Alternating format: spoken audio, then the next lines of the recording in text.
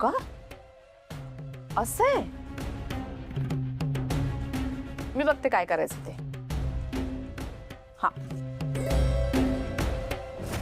आता खरी मजा येईल वल्लरीची. तोंडाला काळं फासलं ना. असं घडलंय सगळं. माय वा, काय सांगी राहिली पुष्पा तू? बरं पण मग मी काय म्हणते,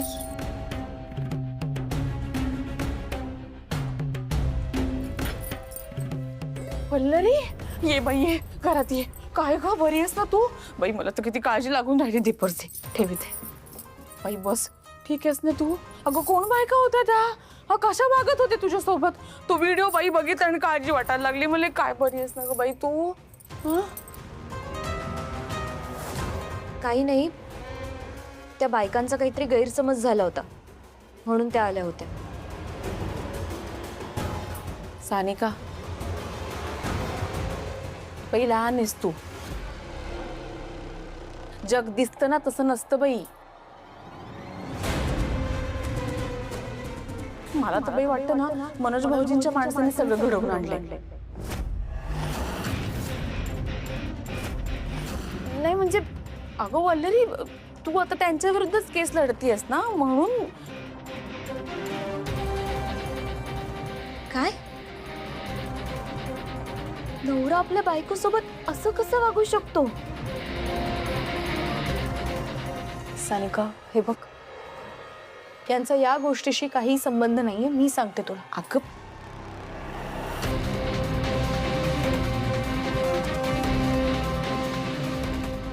यांचा या सगळ्याशी संबंध आहे की नाही हे आता ह्यांनाच सांगू देत ना.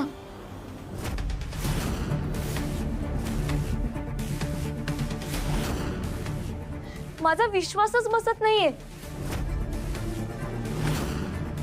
तुम्ही वल्लरी मॅडमला त्रास देण्यासाठी माणसं पाठवलीत. सानिका, आमच्या केसमध्ये तुम्ही दोषी आहात की नाही हा वेगळा प्रश्न आहे.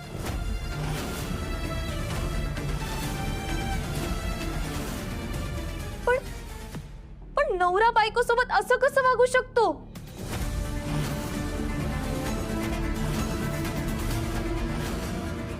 सानिका, हे बघ, तुझा काहीतरी गैरसमज होतोय.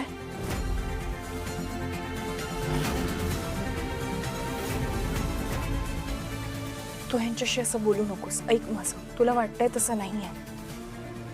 मॅडम, तुम्ही ह्यांची बाजू घेताय. अहो, आज दिवसभर तुम्हाला किती त्रास सहन करावा लागलाय, विसरलात का?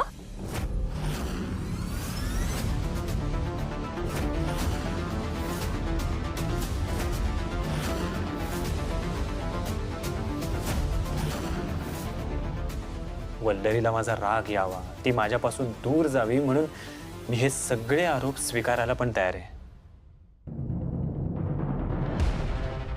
दुसरं काय करणार होतो मी?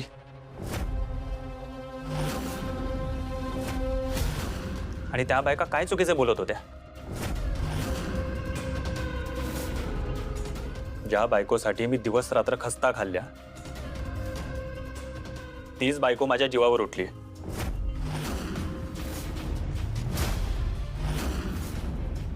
अशी बायको नकोच आहे मला.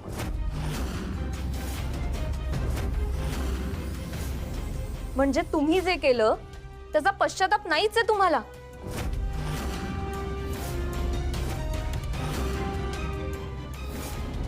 उलट तुम्ही केलेल्या कृत्याचं समर्थन करताय.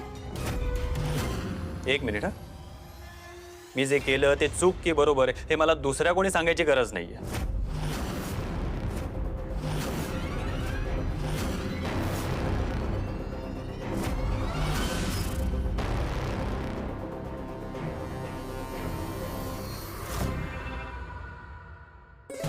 बाई, घराचं नुसतं रणांगण झालंय रोजच्या रोज.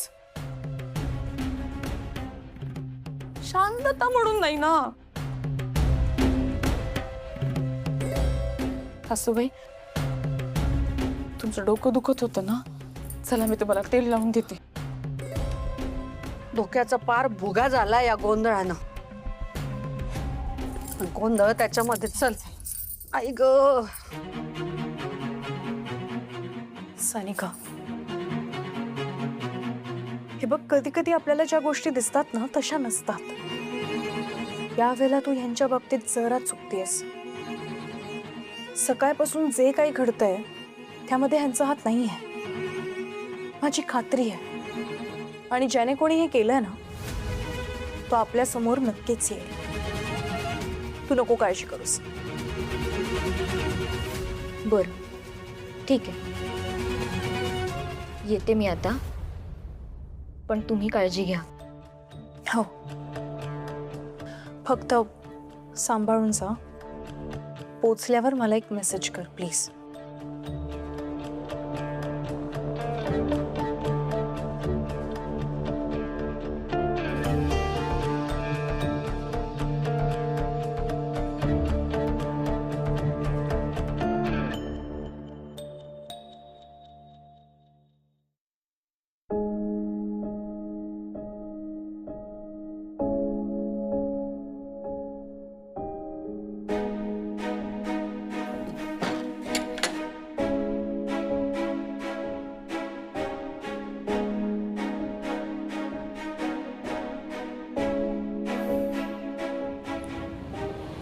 आपल्याला जर का खोटं बोलता येत नसेल तर खोटं बोलू नये. आज जे काही घडलं ते तुम्ही नाही केलंय हे मला माहिती आहे, माझी खात्री आहे. कशावरून हे सगळं मी केलं नसेल? वकील आहे मी.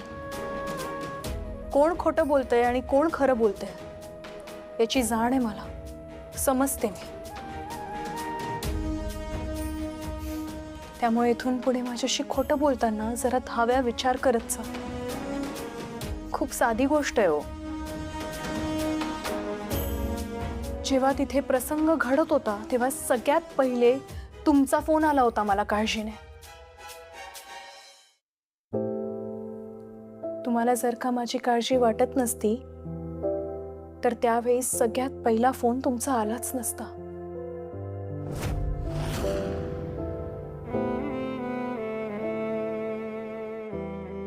तुम्ही मला फोन केला तेव्हाच तुमची काळजी माझ्यापर्यंत पोहोचली.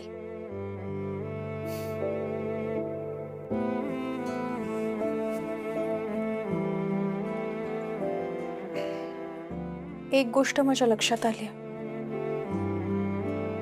तुम्ही माझ्यापासून नक्कीच काहीतरी लपवताय.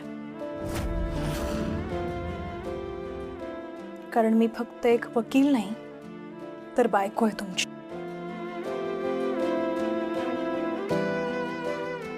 तुमचे डोळे वाचता येतात मला.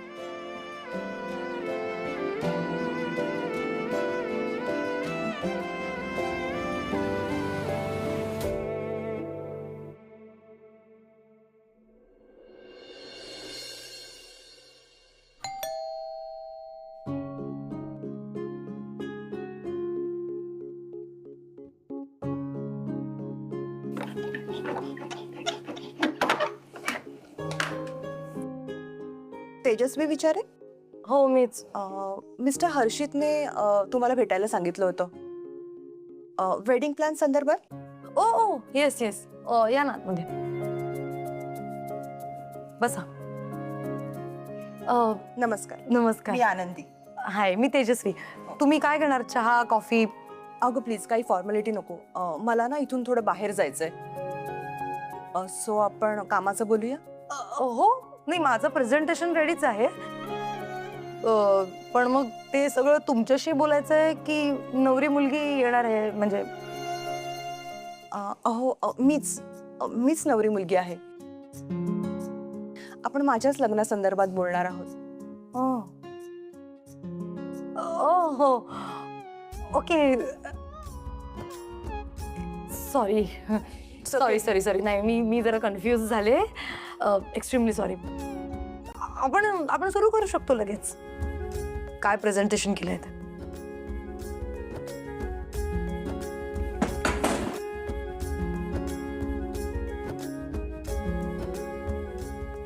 सो हे बघा, मी एक बेसिक असं प्लॅनिंग केलेलं आहे. मला हर्षित म्हणाला होता की लग्न इव्हिनिंगला आहे, बरोबर? हो. हां, तर आपण असं करू शकतो की इव्हिनिंग वाईज म्हणजे म्युझिकल थीम किंवा लाइटिंगची थीम या प्रकारे आपण अरेंज करू शकतो. आणि डेकोरेशन सुद्धा. ते झालं की मग संध्याकाळच्या वेळी असं फॉगमधनं फुल ऑन फॉगमधनं नवऱ्या मुलीची अशी एंट्री होईल, म्हणजे तुमची एंट्री होईल. ओके. आणि आजूबाजूला ना आपण 3D प्रोजेक्टर्स लावूया, म्हणजे जे काही आपले इव्हेंट्स चालू असतील, म्हणजे हळद असेल, संगीत असेल, मेहंदी असेल, ते सगळे त्या प्रोजेक्टरवर आपण दाखवू शकतो. ओके. आणि त्यानंतर मला असं वाटतं की हळदीला आय नो सगळेजण आजकाल येलो कलरचे कॉस्ट्युम्स घालतात, पण ते खूप कॉमन झालंय. सो माझ्या डोक्यात असं होतं की आपण थोडंसं पिंक किंवा गोल्डन शेडमध्ये गेलो तर थोडंसं वेगळं दिसेल, म्हणजे टिपिकल नाही दिसणार. आणि तुमच्या डोक्यात जर अजून काही कलर ऑप्शन्स असतील, तुम्हाला जसे हवे तसे तुम्ही सांगू शकता. आणि आता उरला प्रश्न फक्त जेवणाचा. तुमच्या बजेटवर आहे, म्हणजे तुमचं बजेट जर थोडं जास्त असेल तर आपण 5 कोर्स मेनू ठेवू शकतो, आणि जर ॲव्हरेज बजेट असेल तर आपण म्हणजे सुरुवातीला वेलकम ड्रिंक, नंतर स्टार्टर आणि नंतर मेन कोर्स, अशा 3 गोष्टी ठेवू शकतो. ते अगदी इझिली मॅनेजेबल आहे. ऐक ना, हे सगळं ना तू खूप छान प्लॅन केलंयस, मला खूप आवडलंय. पण ना माझी अशी इच्छा आहे, माझं लग्न महाराष्ट्रीयन पारंपरिक पद्धतीनं, अगदी साध्या पद्धतीनं व्हावं. आणि हो, नो बुफे प्लीज. ते नाही का गावाला अशी पंगत बसते, तशी माझ्या लग्नात ना मला पंगत जेव घालायची आहे. सो प्लीज तू असं काहीतरी प्लॅन करशील का माझ्यासाठी? हो, करेन ना, करेन. आता तुम्हाला तसंच लग्न हवंय तर करेन, तसं करेन प्लॅन. हो, ठीक आहे. मग तू सगळं छान प्लॅन करून ठेव, आणि मग आपली नेक्स्ट मीटिंग कधी असेल ते कळव मला. ओके, चालेल. मी प्लॅन करते तयार आणि तुम्हाला कळवते. ठीक आहे, येते मग मी. Thank you. Bye. Okay, bye. Bye.